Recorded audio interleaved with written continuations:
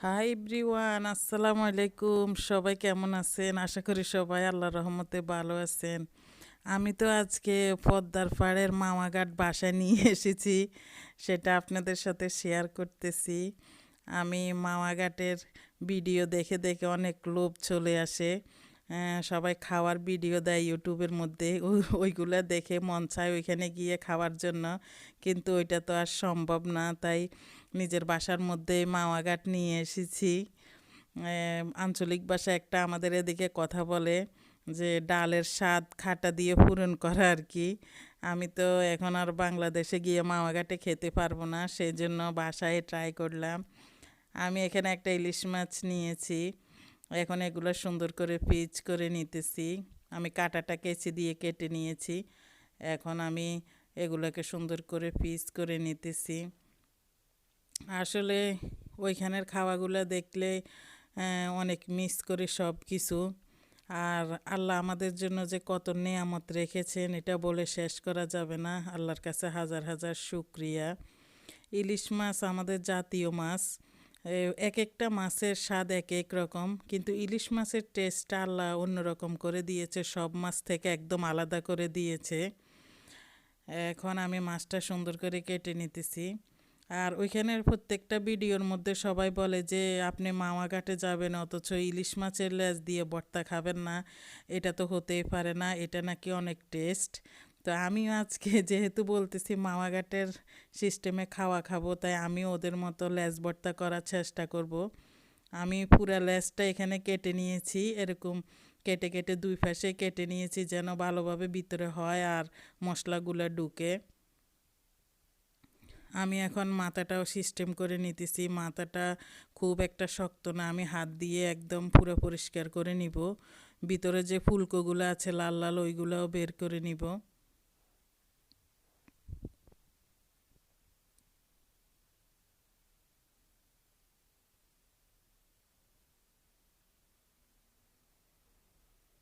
মামাঘাটে বসে যদিও খেতে পারি নাই, কিন্তু একদম ওই রকম সিস্টেমে বাসার মধ্যে করেছি। আপনাদের সাথে সেটা শেয়ার করব একদম ফার্স্ট টু লাস্ট। আর আমার কথাগুলো হয়তো বা সাউন্ডটা একটু আস্তে আস্তে আসে। আমি অনেক ট্রাই করি জোরে কথা বলার, কিন্তু কেন যেন হয় না, আমি পারি না জোরে কথা বলার জন্য। ওই দিনও একটা ভাইয়া কমেন্টস করে বলছে যে আপু একটু জোরে কথা বলেন, কিন্তু আমি ট্রাই করি যেন জোরে কথা বলি, হয় না খুব একটা। তারপরে চেষ্টা করে যাব ইনশাল্লাহ। এখানে আমি পাতিলের মধ্যে পরিমাণ মতো তেল দিয়ে দিয়েছি। এখন মাছগুলো সুন্দরভাবে ভাজবো এটাতে। মাছের মধ্যে আমি এখানে হলুদের গুঁড়ো, জিরের গুঁড়ো আর লবণ দিয়ে সুন্দর করে মেখে নিয়েছি সবগুলা। এখন পুরাটা মাছ আমি এখন তেলের মধ্যে ভালোভাবে ভেজে নিব।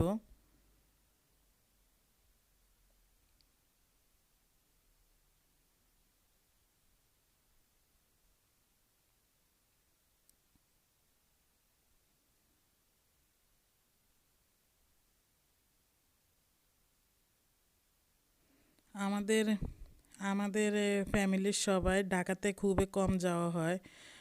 বেশি চট্টগ্রামে যাওয়া হয়, যেহেতু আমার নানুরা চট্টগ্রামে থাকে, খালাম্মারা থাকে, সেজন্য ওইদিকে যাওয়া হয় বেশি। ঢাকার সাইডে একটু কম যাওয়া হয়।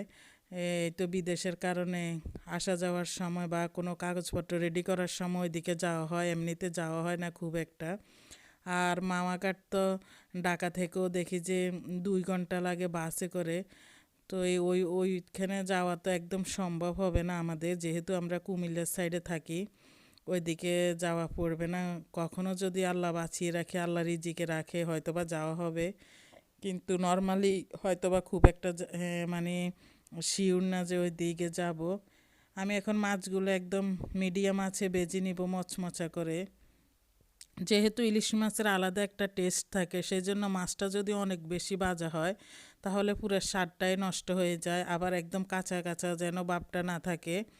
আমি মিডিয়ামভাবে ভেজে নিব, তাহলে একদম মানে টেস্টটাও থাকবে, খেতেও মজা লাগবে। আমি চুলে মিডিয়াম আঁচ করে ভেজে নিচ্ছি মাছগুলা। আপনারাও মন চাইলে আমার মতো এরকম মাওয়া কাটে একদিনের জন্য নিজের বাসায় নিয়ে আসতে পারেন যারা বিদেশের বাড়িতে থাকেন। মনকে সান্ত্বনা দেওয়া আর কি। এই তো আমার মাছগুলো এরকম হয়ে গিয়েছে। আমি এখন মাছগুলো নিয়ে নিব। মাছগুলো একদম সুন্দরভাবে হয়ে গিয়েছে।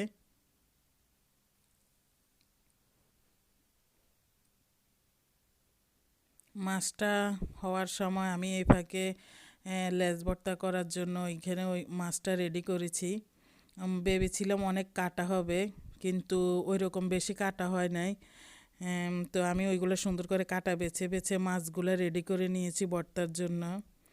অনেকে ইলিশ মাছ খেতে চায় না, মানে কাটার ভয়ে। আমার মামাতো বোন আছে, ও মাস্টার্স কমপ্লিট করে এখন জব করতেছে। ওর একটা বেবিও আছে, কিন্তু আজ পর্যন্ত জানে না ইলিশ মাছের স্বাদ কীরকম। জীবনে কখনো খায় নাই। সবাই অনেক রিকোয়েস্ট করে, কিন্তু ও কাটার ভয়ে এখনও খায় নাই। ও বলে যে এত কাঁটা আমার গলায় বিঁধে যাবে, আমি খাবো না।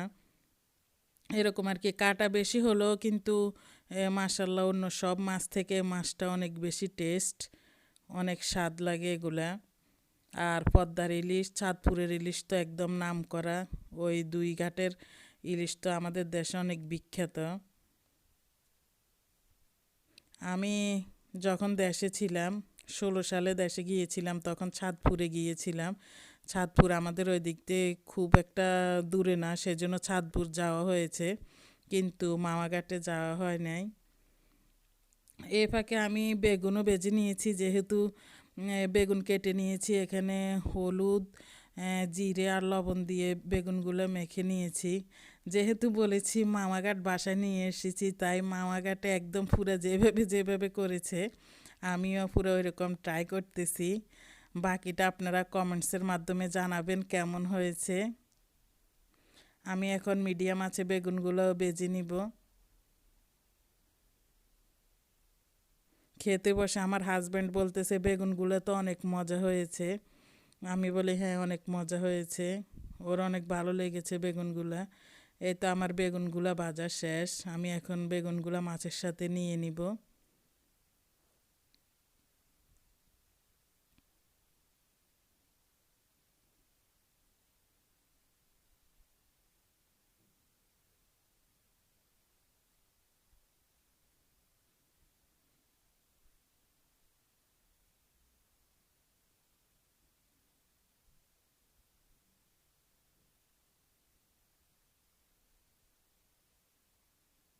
আমি এখন এই তেলটার মধ্যে কিছু শুকনো মরিচ দিয়ে দিব। শুকনো মরিচটা ভেজে নিব এখন।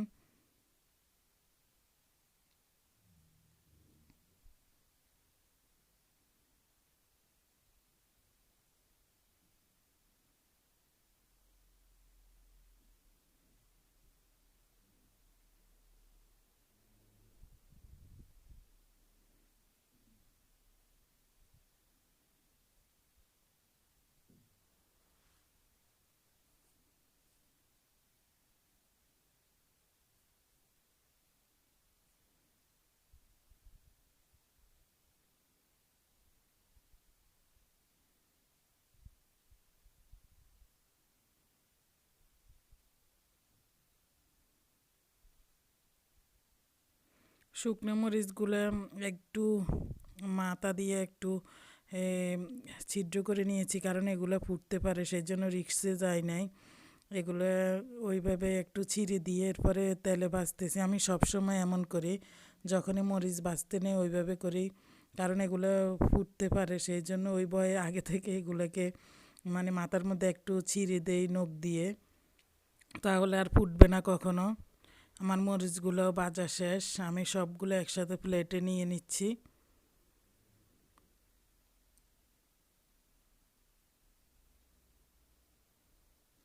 আমার ভিডিওটি ভালো লাগলে অবশ্যই সবাই সাবস্ক্রাইব করবেন, শেয়ার করবেন আর পাশে থাকবেন। ভুল ত্রুটি হলে ক্ষমা সুন্দর দৃষ্টিতে দেখবেন। আর ভুল তো মানুষই করে। আপনারা যদি ভুলগুলো ধরিয়ে না দেন, তাহলে আমরা বুঝব কীভাবে যে আমি সঠিকভাবে করতেছি কি না। সবাই সবার মতামত কমেন্টসের মাধ্যমে জানাবেন। এই তো আমার সবগুলা মাছ, শুকনো মরিচ আর বেগুন ভাজি হয়ে গিয়েছে। এই তো আমি সব প্লেটে নিয়ে নিয়েছি।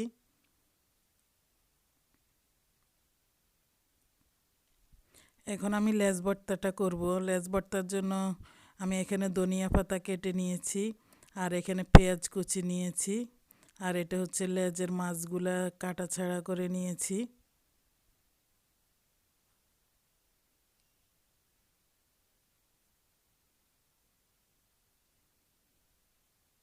সত্যি কথা বলতে কি, ভিডিওর মধ্যে সবাই যেভাবে বলে যে লেজ ভর্তা অনেক টেস্ট, অনেক মজার, সত্যি অসাধারণ হয়েছে। খাওয়ার সময় অনেক ভালো লেগেছে লেজ ভর্তাটা, এটার কোনো তুলনা হয় না। আপনারাও কখনো যদি মন চায় তাহলে ইলিশ মাছের লেজ ভর্তা দিয়ে এভাবে ভর্তা করে খেতে পারেন। আশা করি অনেক ভালো লাগবে, আমারও অনেক ভালো লেগেছে। আমি এখানে শুকনো মরিচ দিয়ে দিতেছি, আর একটু সরিষার তেল দিয়ে দিতেছি। সরিষার তেলটা একটু কমিয়ে দিয়েছি কারণ আমি এখানে মাছ ভাজি করেছি, যে ওইখানে যে তেলটা ছিল সামান্য একটু তেল দিয়ে দিয়েছি। ওরা বলেছে মাছ ভাজার যে তেলটা অবশিষ্ট থাকে ওই তেলটা নাকি একটু ভর্তার মধ্যে দিলে টেস্টটা অনেক গুণ বেড়ে যায়। সেজন্য আমি ওই রকম তেল একটু দিব এখান থেকে, মাছের তেল। আর এখানে সরিষার তেল দিয়ে সবগুলো একসাথ করে মেখে নিতেছি।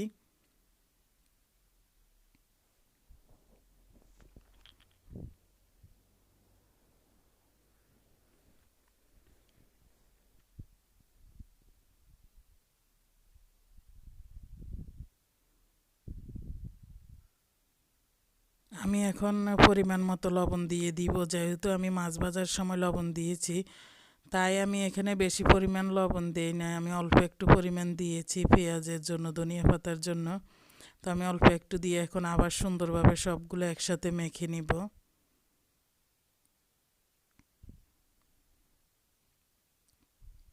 আমি যে আজকে মাওয়া ঘাটে খাবো সেটাও আপনাদের সাথে শেয়ার করব। মাওয়া ঘাটে বসে বসে খাওয়া খাবো সেটা আপনাদের সাথে শেয়ার করব। আপনারা মন চাইলে আসতে পারেন।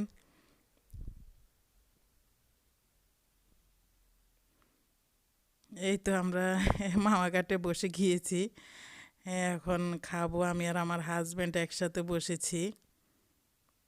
এখানে লেবু নিয়েছি, আমি এমনিতে ভাত খাওয়ার সময় লেবু ছাড়া খেতে পারি না। তরকারি থাকুক বা না থাকুক, কিন্তু লেবু আমার মাস্ট থাকতে হয়। আমার ছোটো মামা সব সময় আমার বাবাকে বলতো যে আপনারা হচ্ছেন লেবু ফ্যামিলি। তো আমরা, বাবা সে ছোটোবেলা থেকে আমাদের সবাইকে লেবু খাওয়ার সময় লেবু খাওয়াতো, আমরা সবাই একদম লেবু ছাড়া খেতেই পারি না। আমি প্রথমে লেজ ভর্তা দিয়ে আরম্ভ করতেছি বিসমিল্লাহ পড়ে।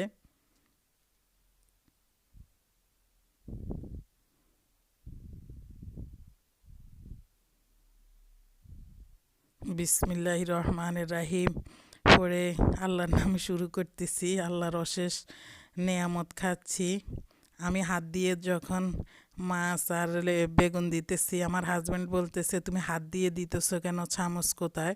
আমি বলতেছি চুপ থাকো, আমরা এখন মাওয়া ঘাটে খাচ্ছি, মাওয়া ঘাটে তো সবাই এভাবে খায়, তাহলে আমি চামচ দিয়ে নিব না, আমি এভাবে হাত দিয়েই নিব। ও এগুলো শুনে হাসতেছে। আমি বলি এখন মনে করো যে তুমি মাওয়া ঘাটে বসে বসে খাওয়া খাচ্ছ। তা আমরা সব দুইজনে অনেক মজা করে খেলাম। আসলে বলে শেষ করা যাবে না যে কত মজা হয়েছে, সবগুলো আইটেম অনেক মজা লেগেছে। আল্লাহর কাছে অনেক অনেক শুক্রিয়া এত সুস্বাদু জিনিস আমাদেরকে উপহার দেওয়ার জন্য।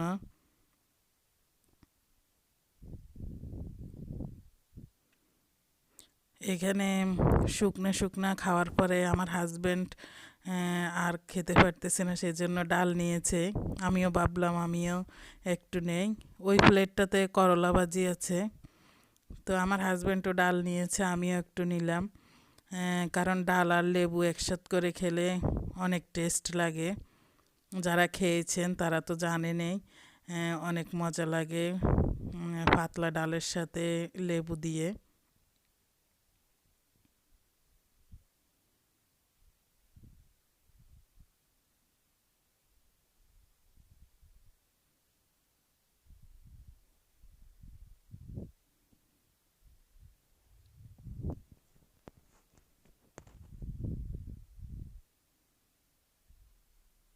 আপনারাও এভাবে মাওয়া ঘাটে যারা যেতে পারবেন না তারা বাসায় একদিন এভাবে আমার মতো ট্রাই করতে পারেন, অবশ্যই ভালো লাগবে।